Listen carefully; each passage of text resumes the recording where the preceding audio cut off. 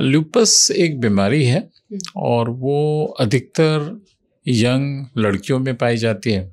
देखो, लूपस में सबसे जो कॉमन जो सिम्टम होते हैं वो होते हैं कि यदि आप धूप में जैसे ही जाओगे तो बहुत इजी सनबर्न हो जाता है, मतलब तुरंत में स्किन रेड हो जाता है। मेल्स में होती हैं, ऐसी बात नहीं है कि नहीं होती, लेकिन यदि मेल्स में होता है तो वो ज़्यादा डेंजरस होता है क्योंकि उसके कॉम्प्लिकेशंस ज़्यादा होते हैं, उसमें सीरियसनेस ज़्यादा होता है। क्या इसको प्रिवेंट कर सकते हो? तो शायद नहीं कर सकते। ट्रीट कर सकते हो? यस, कर सकते हैं। तो यदि पेशेंट सो के उठ रहा है और ज़्यादा बैक पेन हो रहा है तो सोचना चाहिए कि ये हमारे काम करने से या कुछ एक्सरसाइज करने से या वज़न उठाने से नहीं हुआ, इसको शायद एंकाइलोजिंग स्पॉन्डिलाइटिस है।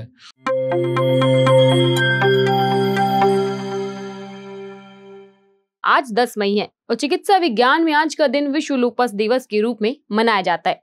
लूपस एक दुर्लभ बीमारी है। इस बीमारी को पहले असाध्य समझा जाता था। असाध्य मतलब ठीक न हो सकने वाली बीमारी, लेकिन चिकित्सा विज्ञान की नई खोजों से अब इस बीमारी का इलाज संभव हो गया है।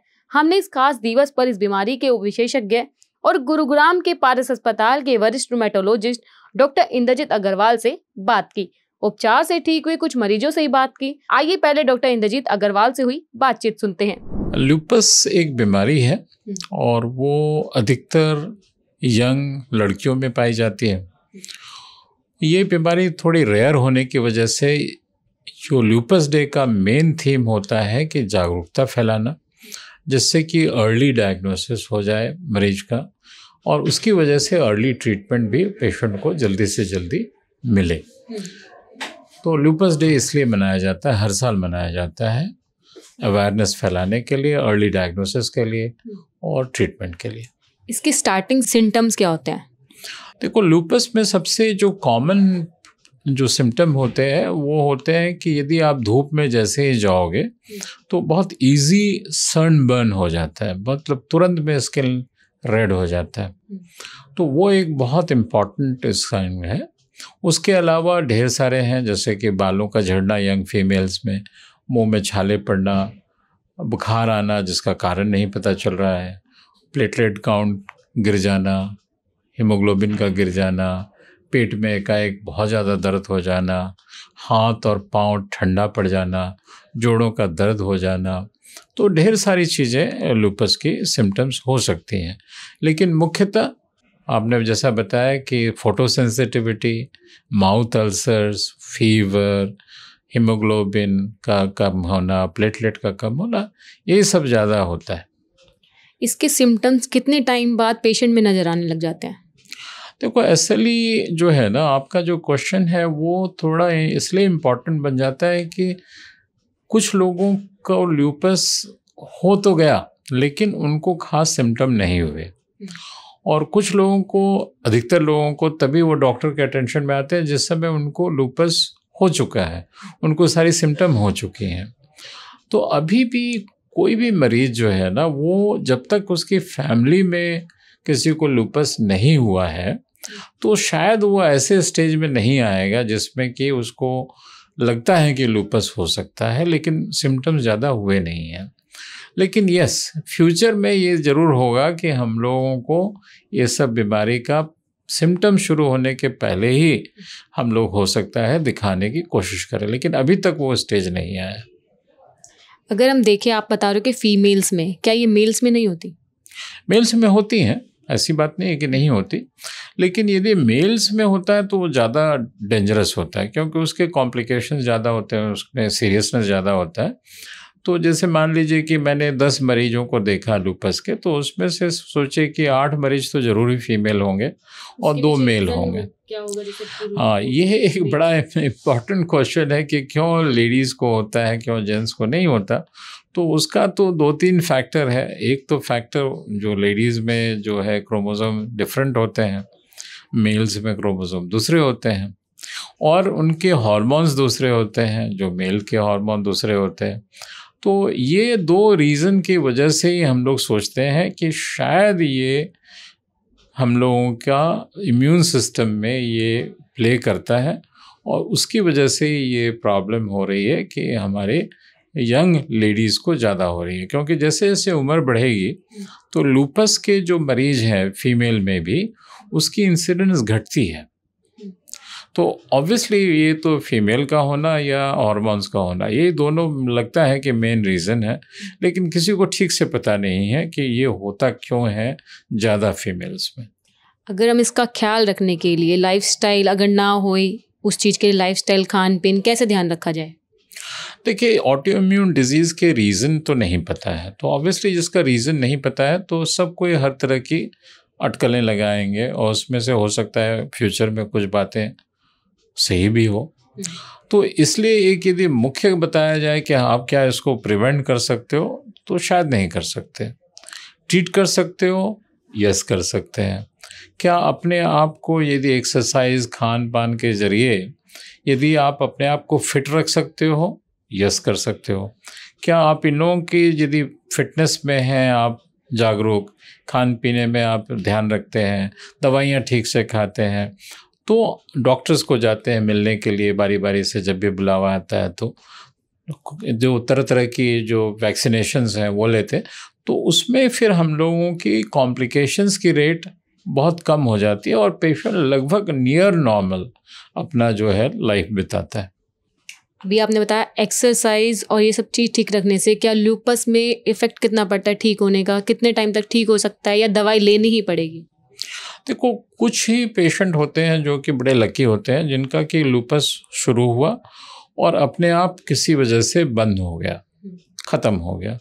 लेकिन अधिकतर पेशेंट्स को जिसको भी लूपस होता है तो उसको दवाई खानी पड़ेगी कम बेसी, कभी ज़्यादा कभी कम, और उसको पूरा रेगुलरली अपनी लाइफ लॉन्ग जो है ना उसको रूमेटोलॉजिस्ट के अंडर सुपरविजन में रहना पड़ेगा, जिससे दवाइयों को ज़रूरत के अनुसार से घटाया जा सके, बढ़ाया जा सके। लेकिन अधिकतर लोगों को दवाई लंबे अरसे तक खानी पड़ती है। एक लॉन्ग रूटीन के लिए बन जाती है दवाई लाइफ टाइम? जी, देखिए, इसमें एक दो चीज़ मैं ऐड करना चाहूँगा कि इसमें एक टेस्ट होता है, उसको कहते हैं एंटी न्यूक्लियर एंटीबॉडी। तो जैसा मैंने अभी थोड़ी देर पहले जिक्र किया था कि ये ऑटोइम्यून डिजीज़ है, तो ऑटोइम्यून डिजीज़ का मतलब यही है कि हमारी बॉडी खुद अपनी शरीर को डिस्ट्रॉय कर रही है। तो हमारी सेल्स में सबसे इम्पॉर्टेंट क्या है? न्यूक्लियस है। तो हमारे बॉडी में एंटी न्यूक्लियर एंटीबॉडीज़ बनती है जो कि लगभग 95% जो हमारे पेशेंट होते हैं उसमें ये एंटीबॉडी पॉजिटिव होती है। तो इसीलिए आजकल जब भी हम लोग किसी को भी बोलते हैं कि इसको लूपस हो गया, तो उसमें ये सिम्टम हम लोग देखते ही देखते हैं कि इनकी एंटीबॉडी क्या पॉजिटिव है। उसके अलावा कुछ क्राइटेरियाज़ हैं, जो कुछ क्लिनिकल क्राइटेरिया, जैसे कि जोड़ों का दर्द, मुंह में छाले, पेट में दर्द, जैसा मैंने बताया, और कुछ लैब क्राइटेरियाज़ हैं फॉलोड बाय। तो उसमें सब मिला जुला करके ही हम लोग मानते हैं कि हाँ, इस पेशेंट को असली है लूपस या नहीं है। तो लूपस दो तीन तरह के होते हैं। एक तो हो गया क्यूटेनियस लूपस, जिसमें कि बस स्किन में ही है और कहीं नहीं है। एक सिस्टमिक लूपस, जिसमें कि वो बॉडी के हर एक ऑर्गन में, जैसे कि मान लीजिए कि फेफड़े में भी हो गया, जॉइंट्स में भी हो गया, मसल्स में भी हो गया, तो उसको सिस्टमिक लूपस कहते हैं। और तीसरी है डिस्कॉइड लूपस। वो डिस्कॉइड लूपस यूजुअली वो ज़्यादा प्रॉब्लम नहीं खड़ी करती है, एक्सेप्टिंग 1 और 2 एरियाज ऑफ स्किन में, लेकिन वो बहुत ही रेयर सर्कमस्टांसेस में कन्वर्ट होती है, जो कि सीरियस लूपस या सिस्टमिक लूपस में। लेकिन उसका इलाज बड़ा अच्छा है, उसमें जैसा कि हम लोग देते हैं दवाई, उससे बहुत अच्छी जल्दी ही पेशेंट को फ़ायदा हो जाता है DLE, डिस्कॉइड लूपस में। मेरा लास्ट क्वेश्चन है, लूपस को हिंदी में क्या कहते हैं? देखो, लूपस को तो हिंदी का कोई नाम नहीं है, और लूपस कभी पहचान नहीं पाती, समझ नहीं पाती लूपस का कोई नाम नहीं है। लूपस जो है, ये टर्म आया है, ये एक भेड़िया का, जैसे कि हम लोग बोलते हैं ना कि भेड़िया रंग बदलता है हमेशा, है ना, तो वो लूपस का मीनिंग है एक्चुअली कि भेड़िया, जो कि वो कोई भी तरीके से रंग बदल करके आपको अटैक कर सकता है। तो ऑब्वियसली जिसने भी इस लूपस के पेशेंट को ट्रीट किया है या देखा है, तो उसको लगेगा कि अरे ये तो कभी किडनी डिजीज़ की तरह आ रहा है हमारे पास में, कभी वो लिवर डिजीज़ की तरह आ रहा है, कभी वो खून की कमी से आ रहा है। तो कभी वो जोड़ों के दर्द से आ रहा है, कभी वो फेफड़े के प्रॉब्लम से आ रहा है, कभी वो स्किन की प्रॉब्लम से आ रहा है, कभी वो आँखों की प्रॉब्लम से आ रहा है। तो इसलिए वो बहुत ज़रूरी है इस चीज़ को समझना कि बीमारी एक ही है, लेकिन उसकी मैनिफेस्टेशन जो है वो हर ऑर्गन में एक कुछ तो दूसरे में कुछ। तो जागरूकता बहुत ज़रूरी है। यदि वो मान लीजिए कि कोई सोच रहा है कि अरे उसकी तो लिवर प्रॉब्लम हो गई, तो लिवर प्रॉब्लम की लिवर की दवाई दी रादर देन SLE की दवाई दी, तो उससे पेशेंट कभी भी ठीक नहीं होगा, राइट। तो इसीलिए हमें बहुत ज़रूरी है कि इस चीज़ को समझना और दवाई इस तरह से देना जिससे कि सारी जो आपकी गड़बड़ी हो रही है बॉडी में वो ठीक हो जाए। एक बीमारी होती है रूमेटॉइड आर्थराइटिस और दूसरी होती है एंकाइलोजिंग स्पॉन्डिलाइटिस। अभी इस साल 4 मई को जो फर्स्ट सैटरडे ऑफ मई होता है ना, उसको हम लोग वर्ल्ड एंकाइलोजिंग स्पॉन्डिलाइटिस डे कहते हैं। अभी कुछ ही दिन पहले गुजरा है, हमने कुछ न्यूज़पेपर में आर्टिकल भी डाला था, उसमें सारी सिम्टम्स हमने लिखी थी। लेकिन एनीवेज इस बीमारी में जो एंकाइलोजिंग स्पॉन्डिलाइटिस है उसमें सुबह में बैक पेन होना और थोड़ी देर के बाद में अपने आप ठीक हो जाना, वो एक बहुत बड़ा लक्षण है। तो यदि पेशेंट सो के उठ रहा है और ज़्यादा बैक पेन हो रहा है तो सोचना चाहिए कि ये हमारे काम करने से या कुछ एक्सरसाइज करने से या वज़न उठाने से नहीं हुआ, इसको शायद एंकाइलोजिंग स्पॉन्डिलाइटिस है। दूसरी चीज़ है कि एंकाइलोजिंग स्पॉन्डिलाइटिस में, जैसे इसमें लूपस में हमने बताया या रूमेटॉइड में बताया कि ये लड़कियों में ज़्यादा होता है, ये मेल में ज़्यादा होता है। तीसरी बात यह है कि इसमें और कुछ ऑर्गन्स इन्वॉल्व होते हैं, जैसे आइज़ में, तो रेडनेस आना आइज़ में या बहुत पेन के साथ रेडनेस हो जाना, तो ये इसमें ज़्यादा होता है वर्सेस की दूसरी बीमारियों में। एंकल में पेन हो जाना, घुटने में पेन हो जाना, तो इस तरह की चीज़ें हैं। तो इसीलिए इस तरह के जो पेशेंट होते हैं उनको हम लोग एंकाइलोजिंग स्पॉन्डिलाइटिस की तरह से समझते हैं। इसमें एक खून का टेस्ट होता है HLA-B27, वो बहुत ज़रूरी होता है। अक्सर लोगों को HLA-B27 पॉजिटिव होता है। जो तीसरी बीमारी है रूमेटॉइड आर्थराइटिस की, वो उसमें जॉइंट पेन बहुत ज़बरदस्त होता है, एकाएक पेन शुरू हो गया और मल्टीपल जॉइंट्स में पेन होता है। उसमें भी फीमेल सेंट्रिक ज़्यादा है, तो लेडीज़ में ज़्यादा होता है और फिर उसमें कम होता है। लेकिन by and large rheumatoid arthritis में भी ढेर तरह की चीज़ें हो सकती हैं, लेकिन अगेन उसका इलाज बहुत अच्छा हो गया है, बहुत ज़बरदस्त हो गया है, जिसकी वजह से पेशेंट एकदम नियर नॉर्मल लाइफ लीड करता है, बशर्ते कि वो दवाई ठीक से खाए, चाहे वो दवाई हो चाहे इंजेक्शन हो, और रेगुलर इंटरवल पर अपने रूमेटोलॉजिस्ट से दिखाता रहे। हम आपको कुछ मरीजों के संस्मरण भी सुनवा रहे हैं। कानूनी पहलुओं को ध्यान में रखते हुए हमने इन मरीजों से उनकी सहमति ली है। ये ऐसे मरीज हैं जो चाहते हैं कि जिस तरह उन्हें इस बीमारी से छुटकारा मिला है और जिस तरह वह सहज जीवन जी रहे हैं, इसी तरह इस बीमारी से ग्रस्त दूसरे लोग भी सही समय पर उपचार हासिल करके सहज जीवन जी सके। आइए सुनते हैं इस बीमारी से ठीक हो चुके मरीजों ने क्या कुछ कहा। आप बताइए। My name is Pushpalata Rastogi. मुझे लूपस की बीमारी, हाँ, सिम्टम मेरे ये थे कि मेरी ये जो उंगलियां थी एकदम ठंडी हो जाती थी और यहाँ तो इतनी खुजली स्किन होती थी कि घाव तक हो जाते थे, और उसके बाद पूरा फेस एकदम काला हो गया था, पैरों में स्वेलिंग हो जाती थी। लेकिन जब से डॉक्टर साहब के पास आए, मैं 2014 से आ रही हूँ, तब से ये मुझे काफ़ी आराम है। तो अब ये हो जाता है, कभी कभी होता है, लेकिन ज़्यादातर अब आराम है जब से मैं दवाइयाँ ले रही हूँ। Hi, this is Beyant Kaur. I'm lupus patient since 2015, from last 9 years, and I had symptom of prolonged fever, joints pain, butterfly marks, fatigue, weight loss, but now I'm completely fine. और मैं लगभग 15 सालों से इस बीमारी से परेशान थी। चार 5 साल तो हम लोग ऐसे ही चक्कर काटते रहे, इधर उधर, डायग्नोस ही नहीं हुआ।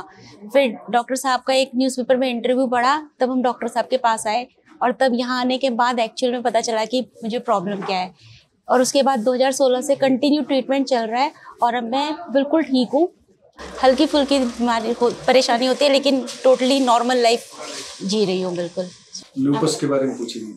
Yeah, I'm Preeti West from Uttarakhand, and मेरा जो मैं डॉक्टर साहब के पास जो आ रही हूँ वो आ रही हूँ 2019 से एग्जैक्टली। तो मेरा एक्चुअली क्या था कि मुझे काफ़ी स्वेलिंग थी, I could not fold my hands and lot of swelling on my knees also, I could not walk properly, मैं खाना भी नहीं खाती and there was lot of depression because the age of 30 you are having this much problem, so that was like giving pain. तो then I got to know about Dr. Indrajit and उन्होंने मुझे समझाया कि this is actually lupus and you can work over this. उन्होंने मुझे proper medication पे उन्होंने रखा and due to which I'm living my normal life and I'm having everything and I'm doing exercise, everything living. मेरा नाम अर्शी है और ये बीमारी मुझे करीब 5 साल हो गए। क्या क्या सिम्टम्स हुए थे? मेरा चेहरा एकदम से इतना सूज गया था, हाथ पैर में सूजन और ये नसों में दर्द रहता था, चल भी नहीं पाती थी, डंडा लेकर चलती थी और बहुत जगह दिखाया भी लेकिन कोई फ़ायदा नहीं हुआ। फिर डॉक्टर इंद्रजीत अग्रवाल ने मेरा इलाज करा और आज मैं बिल्कुल पूरी तरह ठीक हूँ। मेरा नाम सरोज सिंह है और मुझे लूपस है। 2020 से सर के पास आ रही हूँ, अब बिल्कुल ठीक हूँ।